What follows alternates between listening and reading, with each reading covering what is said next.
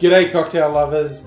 This is a Manhattan variation that is about 100 years old. It's called a Fanciulli, which is apparently Italian slang for boys. The boys? This is a drink for the boys.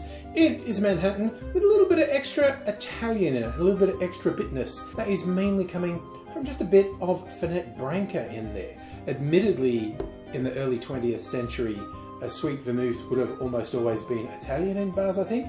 If you know me, you won't be surprised to learn I am using an Australian sweet vermouth and also Australian spirits. It is a split in the spirits.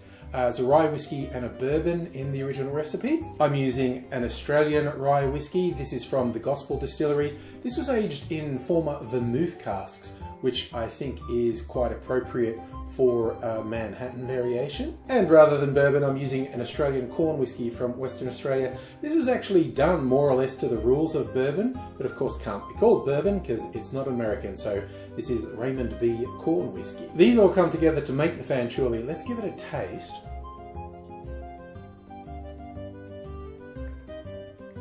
It's a nice combo. It's a Manhattan with a little bit of extra bite. Here's how we make it. In a mixing glass, put 3/4 of an ounce or 22.5 mils of rye whiskey, then 3/4 of an ounce or 22.5 mils of your bourbon style whiskey, and then 3/4 of an ounce or 22.5 mils of sweet vermouth, and then we're doing just 1/4 of an ounce or 7.5 mils of fernet branca. Just to make the flavors pop a little, I'm adding 3 drops of saline solution.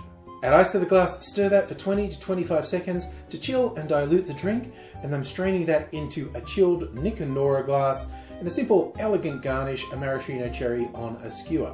There are a lot of Manhattan variations out there. This one's been around for a while. If you want something, like I said, it's got a little bit of extra zing. The fernet gives it an edge that a regular Manhattan doesn't have. If that sounds interesting to you, I recommend you give this one a try.